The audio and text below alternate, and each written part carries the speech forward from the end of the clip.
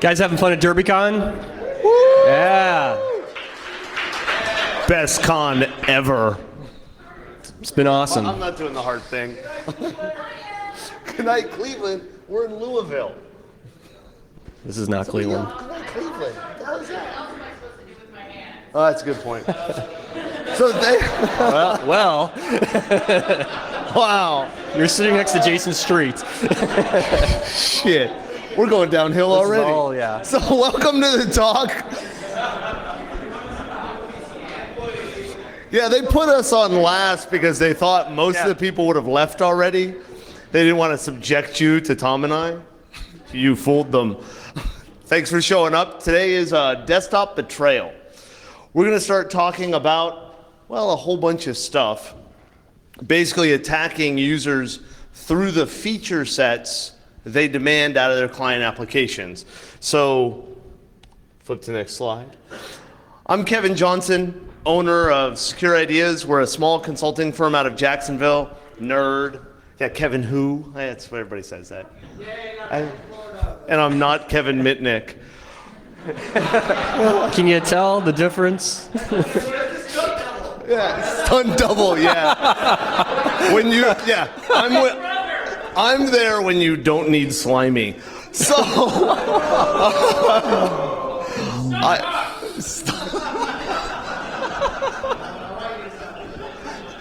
We're not going to make it very far, are we? Yeah. Author of 542, 642, 571, various SANS classes regarding web security and mobile security. And I'm an open source bigot, founder of the Samurai Project, Laudanum, Mucoso, Weaponized Flash. More projects than I can keep track of. You know you have an addiction where somebody says, how many projects are you running? And you have to go look. I'm Tom Eston. I'm currently the manager of the secure state profiling team up in Cleveland, Ohio. So I'm a Yankee, unlike this southerner here from Florida. Florida's not southern. Well, that's another country altogether. Sorry. Yeah, we don't want to talk about that. Well, there you go. Or Cleveland. Right. Or Cleveland. I'm a security blogger, founder of a website called socialmediasecurity.com. I've written a Facebook privacy and security guide, which I have to continuously update because Facebook keeps making stupid changes. So I will keep updating that as we go. I co-host 2 podcasts, Security Justice, when we try to record, right, Dave? Every couple months now, and then the Social Media Security Podcast. And I also speak at Black Hat, DEF CON, ShmooCon, OWASP, etc. DerbyCon. And DerbyCon. Okay, now you can say that. So desktop betrayal. The idea here is that for years, security-wise, we focused on exploits. Exploits are cool, right? I always joke around with people. Nobody ever sits there and says, dude, the reconnaissance I did was amazing, right? It never happens. You guys go to that DEF CON talk? No, of course not, right? It's pop that box, got that 0 day, because it's not an O day, it's a 0 day. The problem is people patch it. People fix those issues. They deploy antivirus, they deploy web app firewalls, whatever. So what about the feature set the client applications have given us? Because the crack smokers at W3C have helped us out by increasing the complexity of our browsers. Thank you very much. Anybody here from the W3C? We have examples of crack smoking in our presentation, actually. Yeah. I'm serious. You'll see in a second. Yeah. So what about using those feature sets to abuse the client? And that's what we're going to talk about today. We're going to throw out some ideas, throw out some techniques that you can, during your cross-site scripting attack or just random web pages you build and trick people to go to porn. And what things can you do against those browsers? Rickroll's old. That's old. We're retiring that. Same thing with the lava roll from ShmooCon. But let's take a look back at kind of how this all started when Kevin and I got some ideas for this talk. You may remember us, myself, Robin Wood here in the audience. Woohoo! Robin. Presented with us at ShmooCon a couple years ago.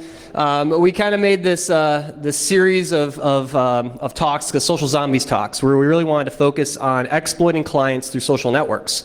And what we found, similar to this talk, is really there wasn't any kind of zero-day or any kind of exploits we were releasing for like Facebook, but we're just taking advantage of the features that are in the social networks and using them in our penetration tests. We love Facebook. And we do. So in this talk, there will be no talks of social networking at all, because we have thoroughly beat that horse. The horse is dead, guys. There's no more social networking talks from Kevin and I. When Tom and I were talking about what we're going to talk about here, we both, like, very first thing, both of us say, no fucking social networks. Nope. We're not doing it anymore. Nope. We all know about the issues with social networks. It's all over the place. So what did we learn, guys, when it came to social networks? Well, first of all, never accept friend requests from that man. You guys still do that. Why do you do that? Thank you, by the way. Thank you. And of course, never click on Kevin's links. You guys know better, okay? How many people here know not to click on links from me? Liars. I don't know. Some of you do it anyway. We appreciate that, thanks. How many of these are you? I'm sorry? How many of these are you? I currently have right around 5,000 Facebook accounts. Allegedly. Everything that Kevin sends you is just JavaScript, so don't worry about it. So why attack the client, right? Client-side attacks, this is nothing new. We've been doing this stuff for years. Phishing, social engineering, these attacks are always going to work. It's the weakest link in a company is the end user. They're stupid. But something that I've noticed is being a consultant for the last year and a half, I came from a big company over to consulting, and I've noticed that when we sell pen tests, it's very difficult to either sell the client-side attacks or convince the customer that they want us to do client-side attacks. So this is something I heard in Carlos Perez's presentation yesterday, where he mentioned about sales and getting involved with sales to ensure that the scoping is correct for these things. But we find a lot of challenges oftentimes pulling off client-side attacks, like especially when we find cross-site scripting, like in an external pen test. I want to use that and demonstrate to the client the real risks, and using techniques that we're going to talk about today might be some things you might want to include. And even if you're sales guys, or if you're smaller and don't have sales guys, when you start dealing with the client, a lot of times the client will say to you, well, yeah, so what? We know the users are going to click that stuff. We know they're going to fall for it, so why bother? And one of the things that we try to do, both of us at our respective firms, is we try to explain to them it's not a test to say, did your users click the link? What could we do when they click the link? And it is a when, as everybody in the room knows. So what we want to show is some techniques that aren't just these scary pop-up boxes, right? Because Hollywood is not making a movie, Attack of the Living pop-up boxes.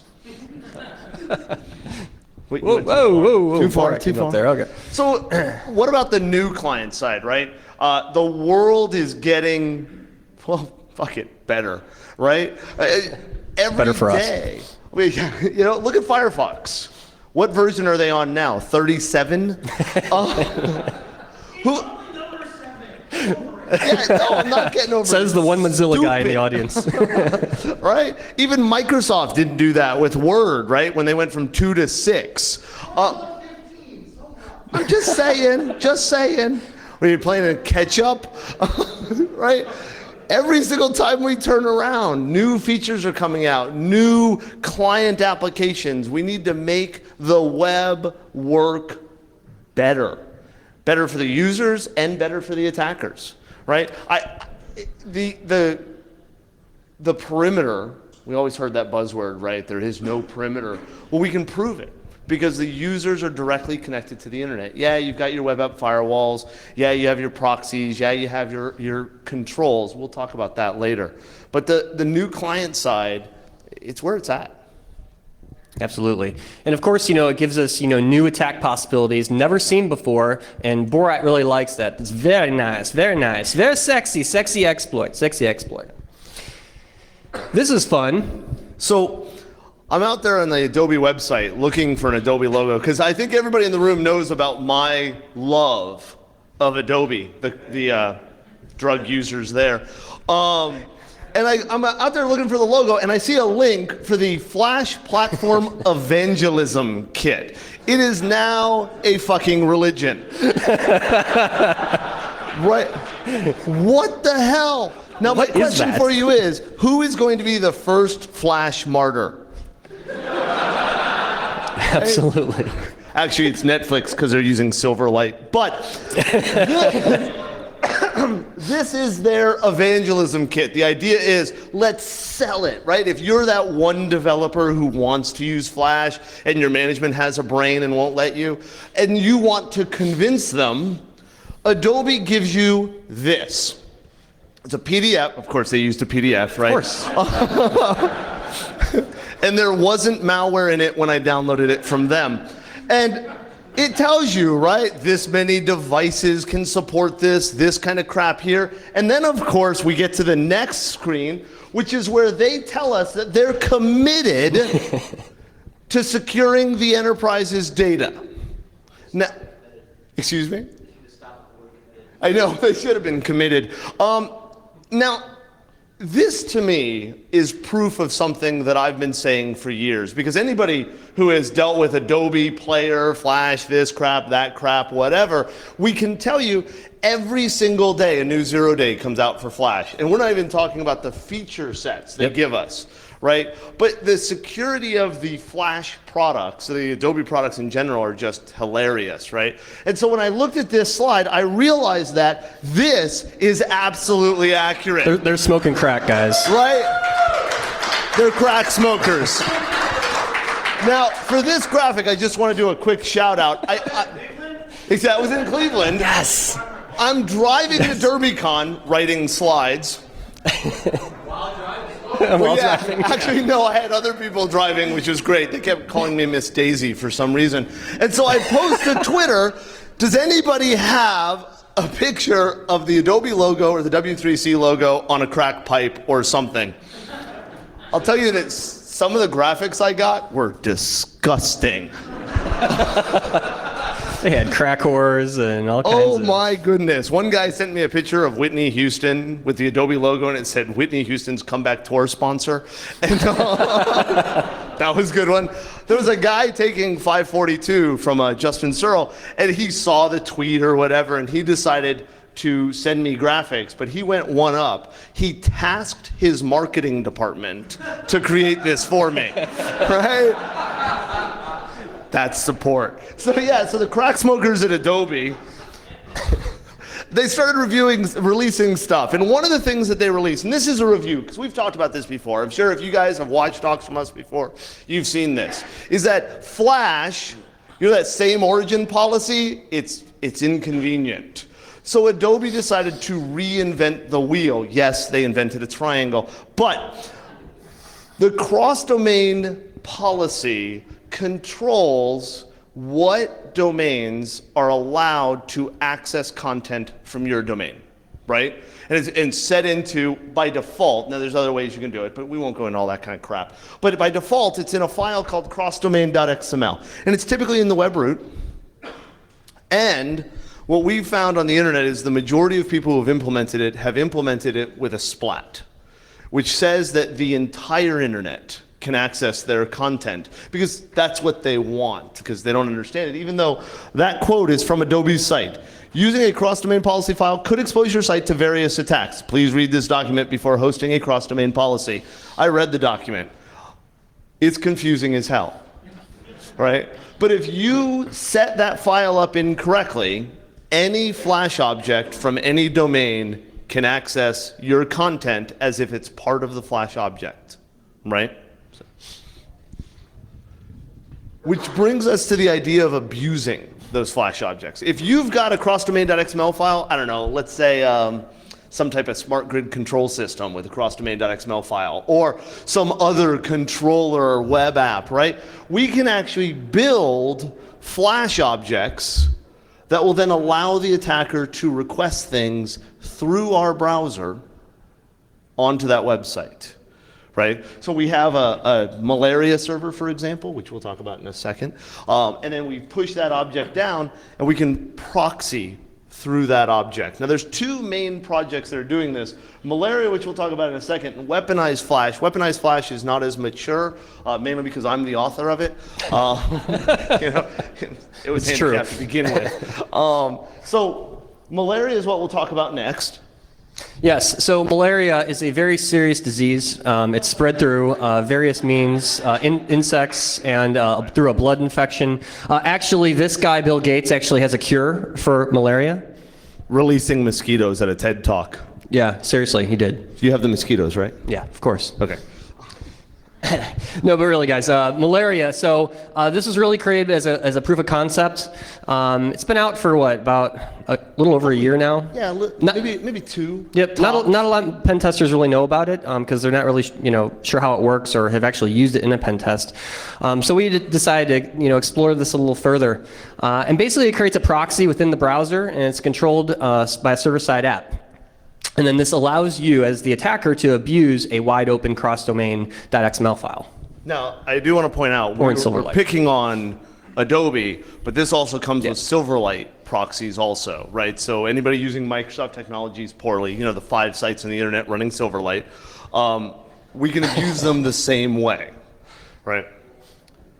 So here's how you use it. You basically start up a server app, right? And that server app is what you point the attacker's browser at as a proxy. So you just configure it as a proxy server. And you also host that Swift file, we'll abuse Adobe because we love them, somewhere, and you get the victim to pick it up. Now, in this one here, this is not a subtle attack, right? The Adobe Flash object that's doing it actually says, hey, connecting to the malaria server, hey, browsing to this website for the attacker, crap like that. It is a proof of concept. It is trivial to edit the Swift file to be a, Peggle game or some other Plants vs. Zombies thing.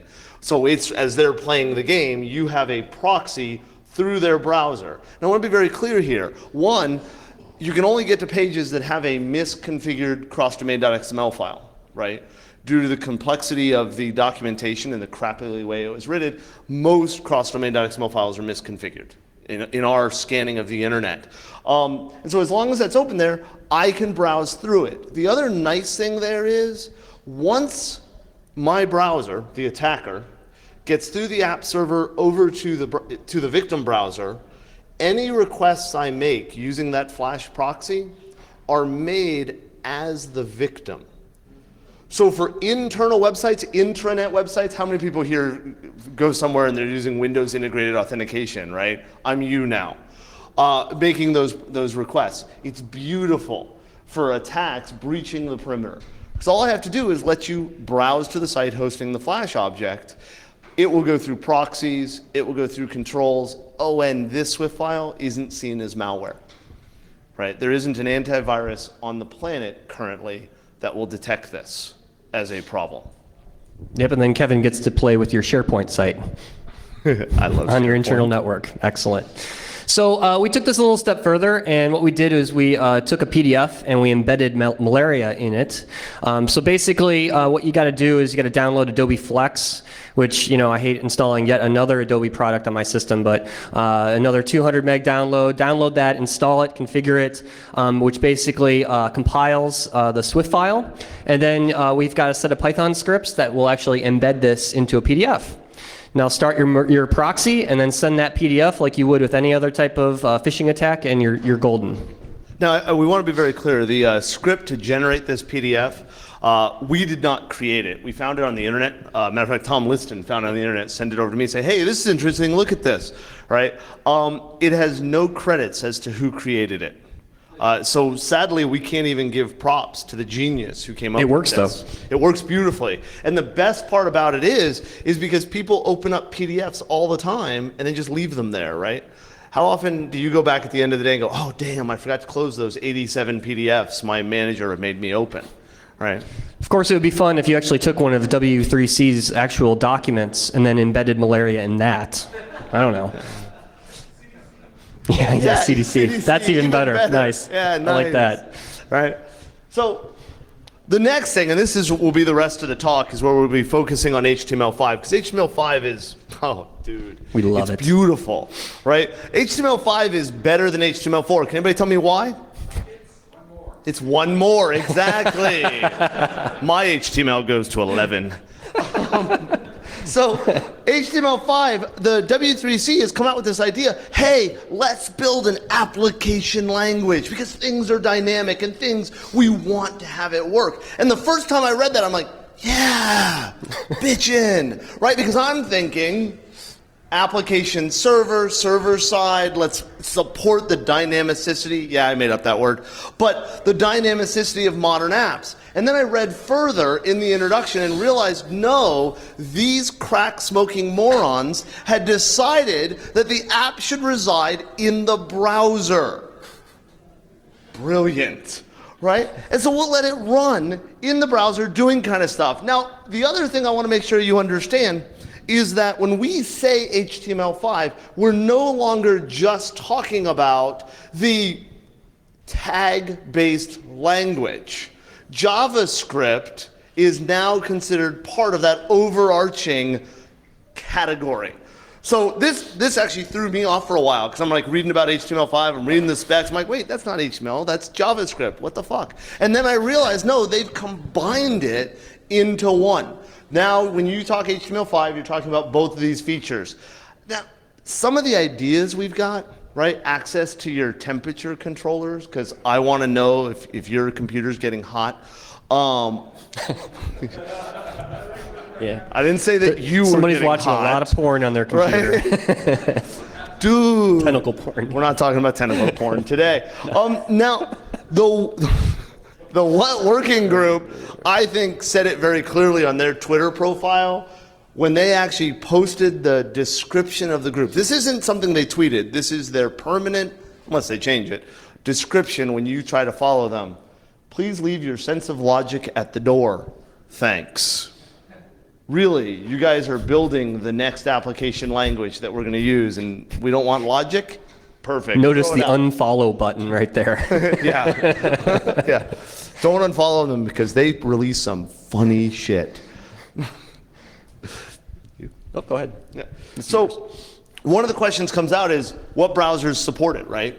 Where can I use these attacks? What clients?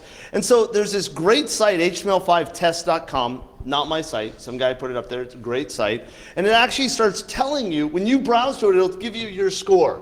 You, 200. You, 8. And it tells you how many features you support and what things are there. Now, this really said a lot to me, right?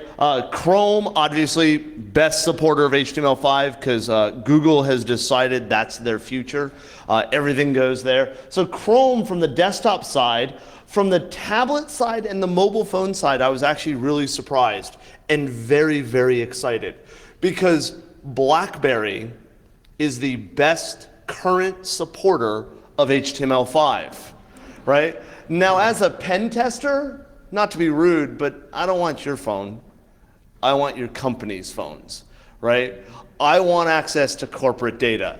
And the fact that BlackBerry, which is, according to most people, even though I think it's a crappy phone, the primary business phone is the first to keep up with Google Chrome, that's pretty good, right? So when we start doing these attacks.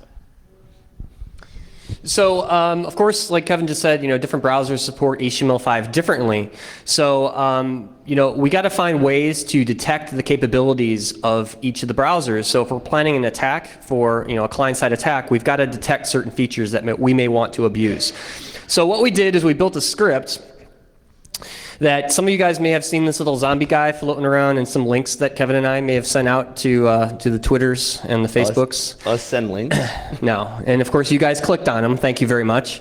Appreciate it. So we built a script that basically uses a open source JavaScript library called Modernizer. It's actually really cool, and it detects features supported by the browser. It just makes it a simple thing where it does Boolean true/false values, sets it to a 1 or a 0, and then you just write code and then you record that data. So specific things that we are interested in is does your web browser support WebSockets, SQL database, local storage, geolocation, things that we can abuse as an attacker. And also Spencer at Secure State wrote some really cool code. He wrote a Python HTTP server to actually collect this data for us, which is pretty neat. So here's kind of what the page looked like. You may have seen that, clicking on that. You all saw it, right? Yeah, that's Kevin dancing as a zombie, and then we had hamster dance music and playing in the background, which is very appropriate. So the code, very simple. We just did some simple checks, just modernizer.websockets, and then if that result is 0 or is it a 1, and then we would save it to a file. And then what we did is we collected your user agent, your IP, and then what capabilities the browser supported, and then Your we collected Facebook profile. Yep. Wait, no, we didn't do that one. No, we didn't do that. No. I lied. Yeah. So our results from everybody that clicked on these, basically we found that local storage and geolocation are the two features that most of the browsers support. So that was kind of neat. And then the web browser results, ironically, all you guys like to click on our stuff on desktops. So, compared with the mobile browsers, only 27%. So This one actually surprised us, and maybe it's because of the way we use Twitter, but we actually expected the mobile browser to be higher in the sample. Which brings us to actual attacks with HTML5, right? Let's actually start using things. Now, there's tons of new features, right? I've already stated I think that the W3C is actually working with the RBN to make it work better for attackers. If we got to throw the buzzword out there, right? HTML5 is apt, but I had to say it. HTML5 is great. Now, one of the best features, forget geolocation, forget audio, forget all the cool stuff we're going to talk about. For me, one of the best features is the fact that currently with HTML, different tags support different events. For example, your onload event works on an image tag but doesn't work on an HR tag, right? It's just not a supported attribute of the HR tag. Well, HTML5 has set the standard to say that all events are valid for all tags. Thanks. That means, winning, exactly. That means that your HR tag, a little line going across the screen, that has an onload event. When does it fire? At page load in most browsers that support it, right? Which is kind of nice. What makes that even better is the filtering that people are doing, right? I'll accept HTML input, but I won't let you put an onload event on an image because that's evil. Tom showed me that, right? So we'll block that. But the way the filter was written doesn't take into account this brand new expanse of events opening up on tags. So your filter is going to let that through. So when I'm attacking your app, because, well, that's what I do, I can now use that to bypass your web app firewalls, your filtering built into it, ES API, whatever you're using, right? Built into it. Now, of course, there's also the information gathering attacks, right? I can start grabbing information about the browser, turn on the webcam, turn on the mic, whatever. I can also start changing the way your browser behaves, right? And that's where we get to start playing around. Now, you're shooting yourself. Yeah, just by running it. We say this is advanced attacks, but I want to be very blunt here. This isn't advanced. This is simple shit. The problem is nobody's doing it, right? So, advanced, right? It's the way it works. So we're going to start playing around with these. We're going to start with homing beef, which is something we talked about before. We just want to throw it out there because it's really cool with HTML5. We're going to talk about audio attacks. It's not up on this slide because we added that 10 minutes ago. And we're going to talk about application cache and data URIs. Now, data URIs is not HTML5. Data URIs have been around for a while, but when I start dealing with HTML5 attacks, injections and stuff like that, I find that data URIs allow me to better slide things in through the filtering. Yeah, and that actually was pretty amazing. When Kevin first brought that up to me, I was like, wow, I never even thought about using data URIs for pen testing. And you'll find that really interesting too when we get to that part. And I'd like to take credit for coming up with it, but it came out of the amazing book, Web Application Obfuscation. Oh my gosh, I'm blanking on the guy's name. Mario, whatever, the author of the book. Excellent book. It's one of the few Singress books I would actually recommend. Oh, did I say that out loud? Damn, inner monologue's broken again. So homing beef is something that Kevin and I released was it last year for OAuth AppSec DC, part of one of the Social Zombies talks. But this basically allows, if you use beef, it'll allow you to plot the location of your zombie, which is your victim, all through a beef hook. You can actually see where they are right now, or turn it on in tracking mode and follow them if you've hooked like a mobile device or a laptop that they're moving around. You can actually see them moving using JavaScript. Isn't that what you want JavaScript to do? Of course. So instead of just stalking somebody, which this is really fun for, the other thing to do is obviously for pen test scoping. So if you're scoping an executive and you want to make sure that he's actually in a building for whatever reason, this is something that you could use this for. He's not sitting at the Taco Bell or the Wendy's, right? Using their wireless. Talk about the caveats. Yeah, so one of the problems as a pen tester, right, is most of the browsers nowadays have a notification icon. One, they'll say, hey, is it okay for this web page to know where the hell you are? Users usually click it anyway. Yeah, it's fine, no problem. Or they get the little icon, the circle with the targeting device or whatever to say, hey, this is tracking you right now. The other problem we're having is that geolocation is very problematic. Browser support for it is widespread, but a lot of times it will only fire the very first time you load the page, go back and I don't get it again, or it'll fire once, not fire the first time, or it won't fire the first time, fire the second time. It's really problematic. So when you're dealing with geolocation, the answer is fire it a lot. This is one of the few times where the definition of insanity is false. You're all about firing a lot and early, I heard. But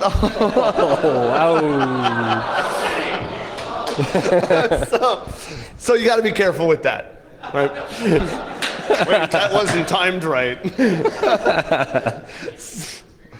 Man. Now, HTML5 also has this great audio feature set, right? We can have input and output controlled by HTML5 and JavaScript because that's what we want. We want our web pages talking to us, listening to us. Who's seen the mic icon on Google search? Right? It's HTML5. Isn't that beautiful? You go there, you click it, you yell at your computer, it does something. So, you guys yell at your computers, right? So let's flip to the next one. Output.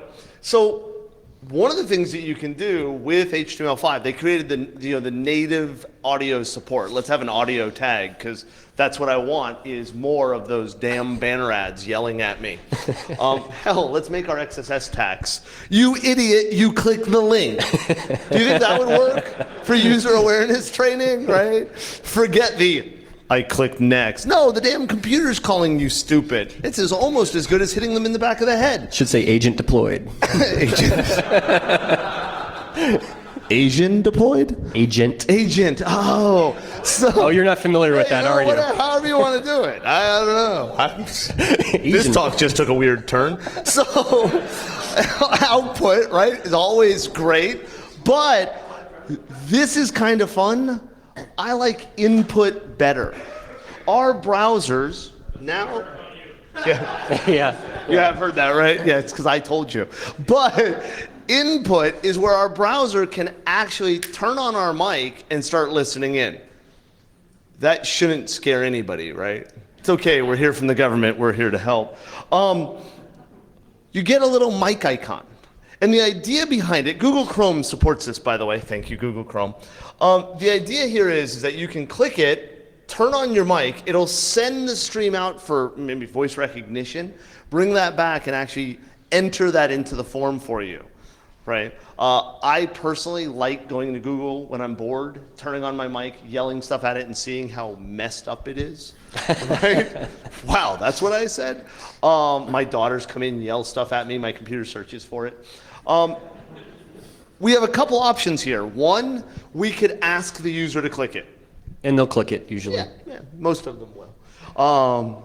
Or, why don't we jump back to that attack from, 2 years ago, the like jacking, where we can float a div over the mic, give them a game or something to play. When they click it, they're actually clicking to turn on the mic. Now, one of the ideas I have with combining these two features, have you ever thought about injecting code into an XSS flaw that plays sounds that your mic then picks up and the sounds are commands to the browser to click things. It would be an audible CSRF attack, right? Whoa, Wouldn't that's that be deep. fun? Now, a good friend of mine actually works at Secure Ideas, Chris Cuevas. He's an audio nut.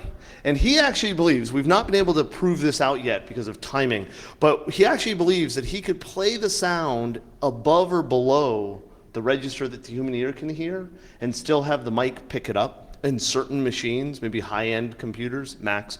And so we could actually play it above what you can hear or below what you can hear, so it would be an inaudible, audible cross-site request forgery attack, right? Kind of fun. You know, not amazingly useful. We wouldn't do it during an attack. What I would do is just turn on the mic, listen in, pull that file across, and know what you're talking about. Because you never talk about anything important in your cubicle, right? Because work doesn't happen there. Yeah, I don't even want to know. Well, actually, I do. No, wait. The next feature we want to talk about is web workers. This is the idea of how many people have seen this pop up? Right, you go to a web page, you sit waiting for your porn, and excuse me, your iPhone's really good at this one, right? The script is busy or unresponsive. How do you know which one it is? Well, it's JavaScript. It's probably just busy. Right? This is a problem, especially when we're talking about like beef hooks, where we want to shove attacks down into the browser and the user doesn't click this this OK button fast enough, so we're stuck on one attack. So one of the ideas we have is, what about taking these web workers, which is the ability to tell JavaScript to execute multiple things at once, right? So you have data-intensive things like processing audio or video files, or maybe spell checking or prefetching data. Well, let's tell it to do multiple attacks. So port scan the network, browse the history, figure out what web pages this user has been at, and start sending other attacks up to the servers. And the key for this is because, you know, the one caveat to beef right now, which I know is being worked on, I know Wade and the other guys in beef are working on more of a persistent beef, and we got some ideas around that too as well, but if the user closes the browser, it's done. So the more quickly that you can do attacks on the clients and doing multiple things at the same time, that's where web workers really comes in handy. I like to call it efficiency, but let's be honest, I'm lazy. So I want the browser to do as much as possible. So the idea is we can start pushing this in. Now the problem with web workers is there are certain limits. We want to be very clear here. These limits are not security limits. This is not where the W3C got a clue and said we can't implement this, it would be bad. These are architecture or design problems, right? Like access to the DOM. Well, the problem is the DOM's not thread safe. If something updates what you just read while you read, right, it's just all messed up. So they just block access to it. They block access to the window, the parent, the document as a whole. Google Chrome also won't allow web workers to be loaded from a file that you just opened. So if you double click on a file on your desktop, it can't use web workers. Again, not a security feature. They don't allow local files to open up, local HTML files to open up file handles, and web workers is treated as a file handle, right? And so it's blocked. I expect that limitation to go away very soon with Google Chrome, because web workers, one of the great things with the design of it is that web workers will be for when you have a desktop application that has to do a whole bunch of stuff, so that limitation blocks that purpose of web workers, right? Now currently flip back one. Currently with web workers, our code doesn't work exactly right. We're hoping to get that done pretty soon. As we'll talk about later, in the next couple of weeks, we'll be releasing this code to do these kind of attacks. Data URIs. Data URIs are brilliant. The idea here behind data URIs, these have been around for years. If I remember correctly, like 99 is when you started seeing support for data URIs. I'm probably wrong on that because I'm thinking it from memory. The idea here is I want a self-contained HTML file, right? I don't want my HTML file to have to go out to the internet to pull down graphics. I don't have to give the user a whole bunch of graphics. Microsoft tried to do that with, what was it, CHM, the compiled HTML files. data URIs give us this with a standard way to do it that is cross-platform, right? Most of the major browsers, modern browsers, support this. It allows you to embed binary content. And because they're embedding binary content, they support base64 encoding that content, right? So that you basically have a text string that can be embedded in the web page. The browser will base64 decode it and then act upon the resulting string or binary file. So think about all the stuff that you could actually encode as a data URI. I mean, in this example here is a beef hook, but you could do cross-site scripting, as we'll talk about in this next section. You're basically evading all the filtering. All that filtering that's in place by whether it be a WAF or whether it be something else. This is very, very hard for any kind of filter to detect. And just to be very clear, what's happening here, see how you've got the data colon, then the content type, and then the base64, right? And a lot of people will look at that and say, well, that's okay, I'll just filter out semicolons and slashes and that'll break that. The content type is not required for most browsers. Most browsers, if the content type is left off, will try to determine the content type. And since all we're sending down is plain text, right, JavaScript, they understand it, they act upon it, and deal with it. And so what you're dealing with is, do you allow colons and commas? And that's pretty much it. Because you're not going to start base64 decoding every arbitrary string that's pushed into your browser, into your application. And that's what you would have to do. You'd have to decode it and then act upon what happened there, right? So definitely as web pen testers, you guys need to be taking advantage of this and start using it. I know I really didn't even think about data URIs until Kevin mentioned it to me. So just something little tree trick there. I will tell you that my clients hate them. Mine will too. Yeah, I'll do a pen test of their web app and they'll be all proud because they've got some filtering that their developers smoked some crack and built, or downloaded off the internet because that's safe. And you can't hack us. I always love when people say that to me, right? It's like a challenge. Can you do a pen test of me? Yeah, we don't expect you to find much. Oh, okay. I just got domain administrative rights through your web app. So offline beef hooks, I kind of mentioned this earlier. We love beef. Wade Alicorn is a god to us. The guy that created the beef project. You guys have all used beef, right? Please say use beef in your pen test. You have to. It's Even awesome. the vegetarians I know use beef in pen tests. Beef was created, to really demonstrate, the trade old, pop-up window, XSS. Great, it's cross-site scripting. Who cares? What can you really do with it? Well, beef actually takes that to the next level and actually integrates Metasploit and all kinds of very cool things into client-side attacks. But the one problem with beef is that it's keeping that connection alive. So as soon as the user closes the browser, you lose your connection and you lose your shell. Or if they browse away from the page. Exactly. So there's some solution to this. There's an iframe within the site. There's pop-up under Windows, different techniques. But of course, Kevin's going to talk about the wonderful W3C has given us a great solution for this. The application cache. Yes. The application cache is this great idea. If we're going to start using HTML as an application language, well, how pissy would you be if you had to be connected to the internet at all times for your application to work? So let's give you the ability to take your entire Gmail mailbox and actually interact with it offline. Let's have it set up so that it doesn't matter how fast your internet connection is, things will work. The app cache does that. If you set an application as cacheable, the browser will retain it and act upon it even if you're not dealing directly with it or dealing with the connection, right? And so we're able to play with this. Now there's a couple of things we need to make it work. Flip back real quick. We need the manifest file and we need the resources that we want it to use. Now, one thing to be very clear is that the manifest file has to have a specific content type. This is one of the things, and I will acknowledge the fact that we're talking about this now because I'm an idiot and had to fight with it for a while and then realized what I had done. The manifest content type is not a default content in most web servers, right? And so you have to go and add a new content type to the web server that is serving this MF file. Now, personally, I will admit that I like saying MF file, but that's a totally different issue. So you have to add that content type, and then reload the config or restart that web server before this will work correctly. And it's a pain in the ass to troubleshoot it because you're getting the manifest file. The browser is just silently ignoring it as a manifest, right? And so this is a manifest file. Now there's a couple interesting things here, right? We'll start with, see the capitalized cache, network, and fallback? These are the three categories of things that you can have. Now the cache is the pieces that make up the offline application, right? This is the stuff that the browser will support in offline mode.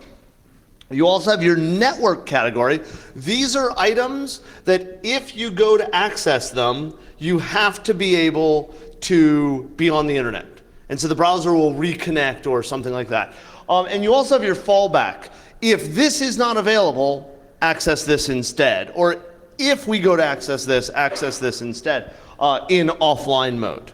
Right, so it allows us to build things. The other thing at the very top, see where it says 2011 227 version 42? The answer. That is basically a serial number. If you want to update like the JavaScript files or things like that, that serial number has to change for the browser to reload the app. So this is actually the one hurdle I'm trying to overcome in Beef, is to automatically, every time it tries to send a new command down, update that serial number so that the browser will reload the application cache. Flip. So by default, it doesn't work. We actually had Tom dress up like young Indiana Jones and then dress in a cow suit for some reason for this picture. We have to be able to add information to the HTML tag. So with this, we're actually using the iframe and or the pop under window that we talked about earlier. We're still working on other ways to bypass those controls. But what's beautiful about this is that when we use the app cache with Beef, they don't have to be connected to the Beef controller. Our attacks, the things that we send down, the things, hey, port scan this network, do this, they run. The browser handles those, treats them in offline mode, and then the next time the user browses over to our Beef hook or browses over to our Beef controller, right? The Beef controller can pick everything up from the other great HTML5 feature, which we didn't talk about because we've talked about it before, web storage, right? Long-term storage that's better than cookies in HTML5. We can just pick up the data and then issue new commands and the browser keeps going, right? Beef is now persistent across pages using this type of attack. So yeah, we're going to continue to do more testing, and then we're going to be working with the Beef project to integrate more of this into the project. So hopefully we'll be seeing persistent Beef coming out soon. Persistent beef. That's right. Isn't that Viagra? Yes. So preventive measures for all of this. Well, of course, don't use a web browser. Don't use JavaScript. Disable JavaScript. You don't need that for the internet. And don't use your computer. Close your business. Fire your employees. Don't surf the tubes. Yeah. This is a hard one. I mean, because we're abusing the features that are in the browsers, from a protection standpoint, there's not a whole lot that you can do. I mean, have you tried surfing the web without JavaScript? Or have you tried using no script? I mean, it's possible, but I can't give my mom, no script. I mean, it's just not going to work, So, the features that we're talking about, these are what the developers want. And, like Kevin says, developers are mostly on crack and they're just going to keep adding these features into the browsers. But developers really need to think before they code and then ensure that they're putting in the proper precautions. Great example is like the geolocation working group. Their developers mailing list, they're actually talking about privacy, talking about how can we protect the client in some way, because they know that eventually this stuff is going to get abused. Right. Plus, from our browser perspective, why don't we give us the option to turn it off? Why can't I go into the preferences of Firefox or IE or Chrome and say, I don't want this, I don't want this, I don't want that? Right now, your browser supports HTML5 whether you want it to or not. If you've upgraded to a version that supports it, you support it. There is no ability for the user to make an informed decision. And in that case, I mean, heck, there's conversations on the Mozilla bug reports right now about disabling Java because of the Beast option, right? But we're not even worried about HTML5, right? Again, I've got to ask, are we paying attention to the right security? Are we paying attention to the right things? And in that case, now I'll tell you, I'm not picking on Firefox, I'm not picking on Mozilla. They're just more open than Google or IE are, so we can actually see where their thought process is going. We can see the idiocy they're being asked to do, or recommending that they do, right? We need to start providing feature sets back and control. Yes, I know that most users are going to say, I need that, I need that, I need that, I need that. They're going to turn it on. But for the subset that are intelligent, the subset that didn't check their brain at the door, let's give them the ability to turn it off. It'll be in Firefox 27, which will be out next week. So all the code that Kevin and I worked on and samples, we're going to be releasing that over the next couple weeks. We got a little bit more work to do for this, but it is going to be up there. We're going to put it on the securideas.net site. You can also find it on the Secure State site when we get it up. And then, of course, follow us on Twitter. So I'll mention one more social network. But we'll be posting links to everything on there. All right, guys, we'll be up here for questions, but thanks for coming. I appreciate it. Thanks to DerbyCon. Everybody get home safe.